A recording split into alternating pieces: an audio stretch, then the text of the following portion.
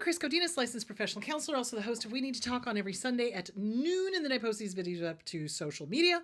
This video is for educational and informational purposes only. The views and opinions stated herein are mine and mine alone. They do not represent the ACA, the APA, or any other therapist for that matter. Boom, shakalaka, done.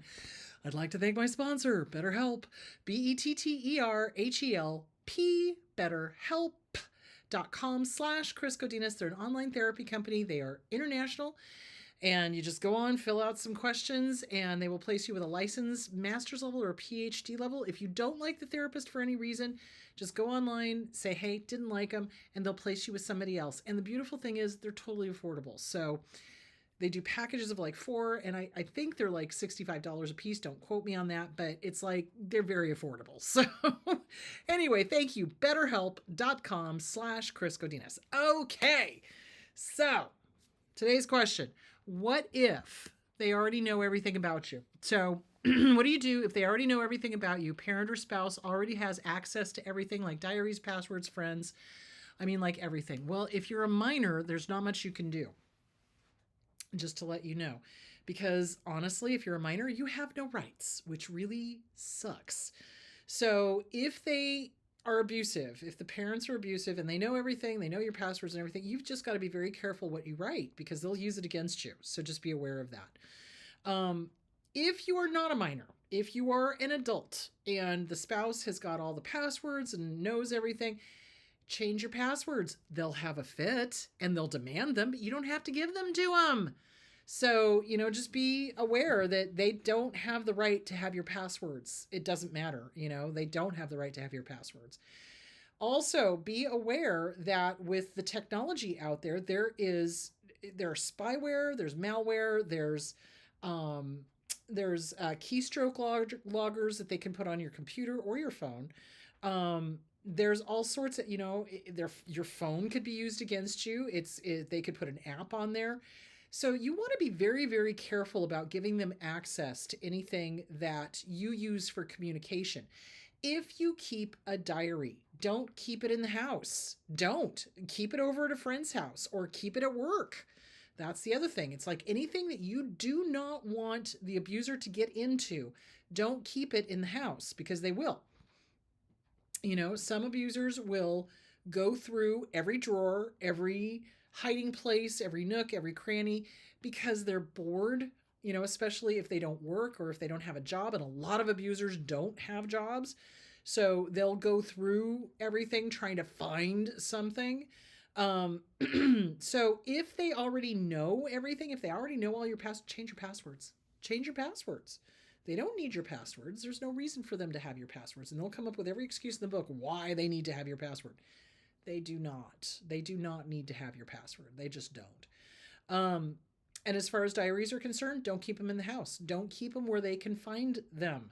And that goes for your journals as well. So in other words, if you're working on any of the books that I recommend, The Self-Esteem Workbook by Glenn Schiraldi, The Disease to Please by Harriet Breaker, CPTSD From Surviving to Thriving by Pete Walker, Splitting by Randy Krieger and Bill Eddy. Keep those somewhere else where they can't find them, or put them on Audible on your phone. But make sure your phone is locked and they cannot get into it. So a lot of the grief that survivors of abuse go through, they set themselves up for, and I don't mean that in a victim blaming thing, but they let their fear stop them from saying no. You got to start saying no and meaning it. You do. And not letting them into your phone, and not giving them access to your computer, and not giving them access to your car necessarily. Like I said, they've been known to put AirTags in cars. And now with the technology that's, oh, Alexa, turn on my porch lights. Oh, Alexa, unlock my door. If that's in the wrong hands, an abuser is going to be able to just march into their ex's house and do whatever. So the reality is you've got to start drawing boundaries. And is it scary? Yeah. Can it be dangerous? It can, but for the most part, they're mostly cowards. Caveat: unless there is a history of physical violence, in which case, yeah, you need to be concerned. Absolutely.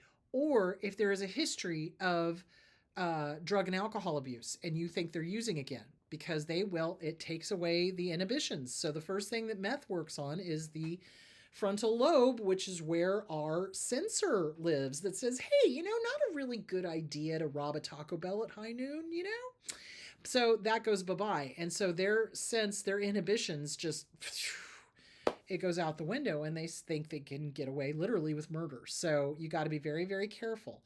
But you do need to start standing up to them. At some point, you're going to have to, regardless. It's like whether you're still there or whether you are leaving and out of the house and, going through a divorce, you're going to have to say no and mean it. Seriously. And I think that is the scariest thing, is realizing the awesome responsibility and freedom of being able to say no, and changing your passwords, taking what's the word I'm looking for? Taking agency, saying no, standing up, not giving him your phone, let him have a screaming fit, leave. You don't have to stick around. You don't. So, but that is a scary thought for a lot of survivors of abuse. When they're in the middle of it, they're like, oh my gosh, no, I can't do that. I don't want to upset them. They're already upset. Let me clue you in. They're just looking for an excuse. It's just like a drug addict that wants an excuse to use. They'll go start a fight to get their hit. So their hit for them is that narcissistic supply, that sense of power. So they're already upset. They're already going to find a reason to yell at you or scream at you or whatever. But you've got to start protecting your privacy. You've got to start protecting your electronics and your kids' electronics. Absolutely. They'll use the kids' phones to track you too. So that's why if you go do anything and you bring the kids with you, leave their phones at home or leave their phones in the car when you take an Uber. It's like, no, so I know things you have to think of that you don't think of normally, So yeah, if they know everything, change your passwords, say no, don't give it to them.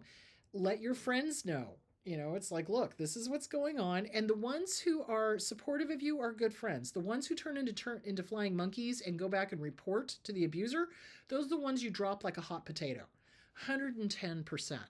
So anyway, that is basically what you do. It's like, okay, so the parents know everything or the abuser knows everything. Change your password, say no, draw boundaries, get out. That's the best thing you can do, is to leave, and don't be afraid. That's what they're banking on. Their stock and trade is intimidation. And if they can't intimidate, then they'll do the victim thing. But their first go-to is the huff and puff and I'm going to blow your house down kind of thing. And then they turn to the victim if that doesn't work. So you can't fall for it. You've got to be able to say no and protect yourself.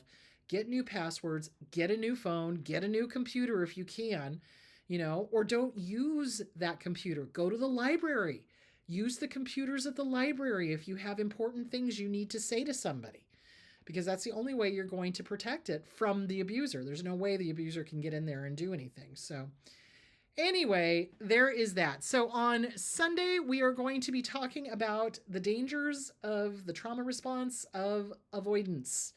Avoidance is deadly, and it is a trauma response, and it is a magic thinking thing. So we're going to talk about all that's involved in avoidance and how to overcome that so that you can have agency in your life and make the right decisions and not try to appease the abuser, because that's the biggest mistake people make, is they're like, oh, well, if I just appease them.